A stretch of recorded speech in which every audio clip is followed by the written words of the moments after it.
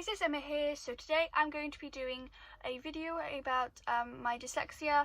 If you didn't know, I have dyslexia and a bit of ADHD, and in my last video I told you about that I was going to go and get some special something to help with my dyslexia. If I have a lot of subscribers that actually have dyslexia, and it's actually been really amazing seeing everybody that has told me their stories about it, and know what it's like having it and everything, because actually recently a person that I was close with, it doesn't matter who they were or anything, but they said that I was lazy and it was just an excuse for me to not have, for me doing nothing, which kind of hurt me a little bit. So I'm sure anybody that has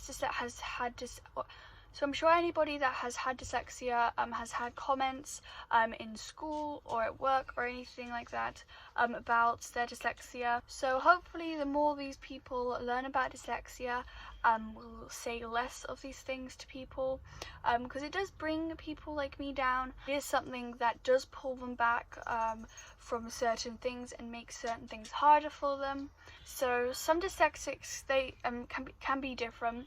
Like some dyslexics can be really good at maths, and others can be really bad.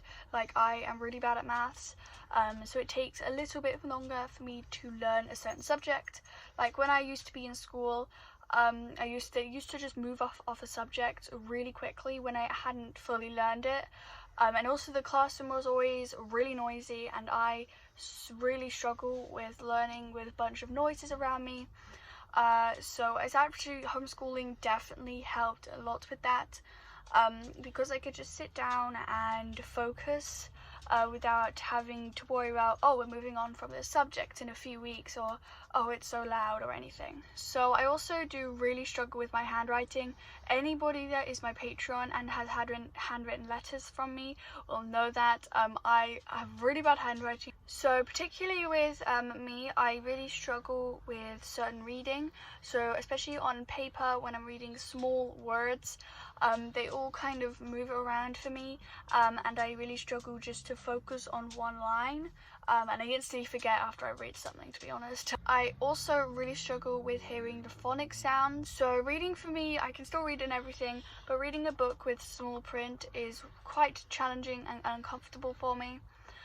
That's why actually reading on a phone or a laptop or something like that, I actually am a lot better at. I'm kind of sucky at writing, but I'm really good at typing. So those are kind of pros and cons of it. Some things you're like good at one thing and bad at on the other thing. I also spell better when I type, and I spell horribly when I write. So being homeschooled has definitely helped me a lot to get a lot more out of my lessons, and then being able to do a lot more things and learning to write and read. So being homeschooled is definitely a much easier way for me to learn, and for me to learn different techniques of reading and writing. So I use my YouTube, especially in my history videos, to learn. So instead of having to write a whole essay out on, for example, the Coventry Cathedral video I did, instead of writing a whole essay out on that, I did a video on it. So that's a really great way for me to learn, because I actually learn something from it. Because if I just did an essay, I would just write it down and be done with it, to be honest. But doing a video, I actually have to learn these things, and I remember them and everything. So definitely different techniques of learning from homeschooling is definitely really helpful. So I'm going to go and see somebody that deals with Islands syndrome. I'll put the typing on the screen and everything. But if you don't know what that is, so I'm just going to read this so I get it correct. Islands syndrome is a specific type of perceptual problem that affects the way the brain processes visual information. It is nothing wrong with my eyesight or anything like that, but it is exacerbated by environmental factors such as lighting, brightness, glare, high contrast patterns and colors. Island syndrome affects people of all ages. So a kid, and someone with like a 7-year-old can have this, or a 50-year-old can have this. It doesn't really matter if you're an adult or a child, everybody can have this. So after a long testing process, they will give you some colored lenses depending on what your eyes are comfortable with, and then you'll go to an optician's and get them fitted into some glasses frames. Like I can try and maybe show this picture here. Oh, that's what they kind of look like. It'll depend on all the pictures of what your eyes are suitable with, but that's kind of, you'll just have some like filters over your eyes, and the more you wear them, the more you'll see the effects of them.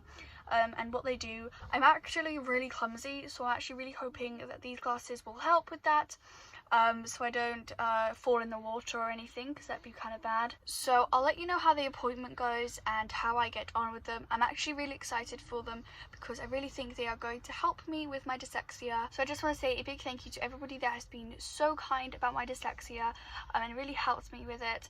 I really hope you don't get too many mean comments from people saying mean things about your dyslexia. So I hope you liked this video. Don't forget to give it a like, subscribe, and hit the notification bell so you're notified every time I do a video, and comment on my social medias, my Patreon and my Gmail, thenarrowboatgirl@gmail.com, if you have any suggestions for me. And I also do have a canal post address if you'd like sending the letters. But yeah, see you later. Bye!